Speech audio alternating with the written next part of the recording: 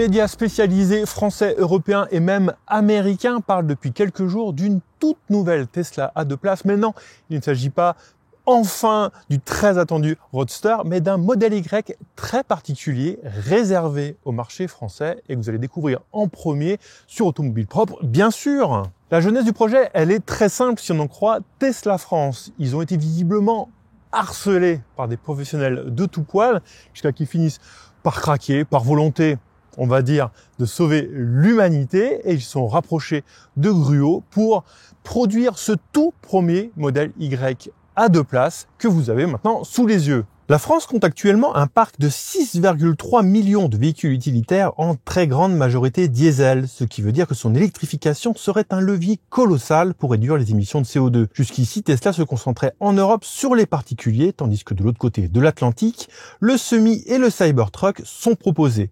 Mais la filiale française du constructeur américain vient de lever le voile sur une version à deux places destinée aux professionnels de son best-seller, le modèle Y. Comment ça se passe? Eh bien, c'est très simple. Une fois la commande passée sur le site de Tesla, l'équipementier prend livraison du modèle Y flambant neuf, qu'il soit propulsion, grande autonomie ou même performance, puis il enlève la banquette arrière, se charge de la mettre de côté pour vous et la remplace ensuite par un caisson, le tout étant recouvert d'une petite couche de moquette. Quel volume on obtient après cette transformation? Exactement le même que si on avait rabattu le dossier de la banquette arrière, avec 2041 litres auxquels on peut ajouter les 117 litres du coffre avant pour atteindre un total de 2158 litres. De même, la longueur utile reste de 1650 mm et la largeur est toujours comprise entre 950 et 1300 mm.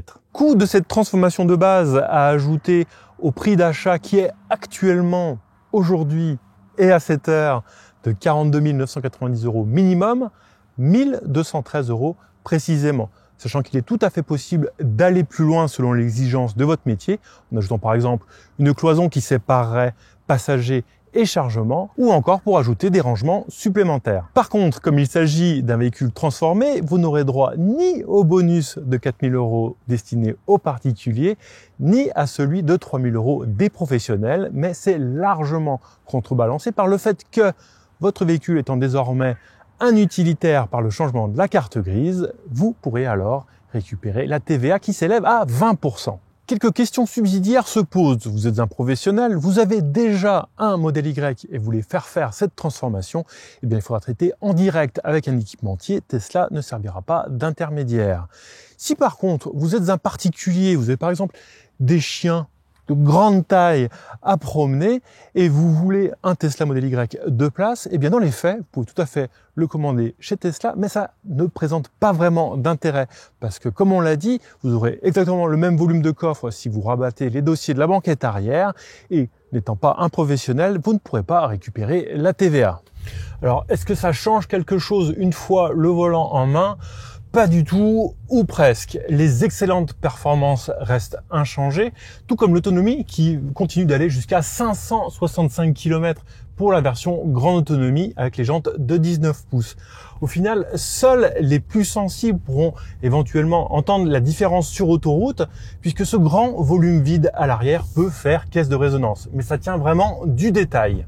Est-ce que ça peut marcher commercialement, ce modèle Y utilitaire? Si on prend par exemple une des références actuelles du segment, le Renault Kangoo Van E-Tech, le français fait largement mieux en matière de volume et d'accessibilité, mais s'incline d'autant en matière d'autonomie et de puissance de recharge. En fait, on peut dire que ce modèle Y vient plutôt se placer de façon complémentaire à ce qui est déjà offert, sans véritable concurrence frontale. Est-ce qu'il va trouver sa clientèle? On verra bien, mais Tesla a déjà prouvé à maintes reprises qu'il ne fallait pas parier contre eux.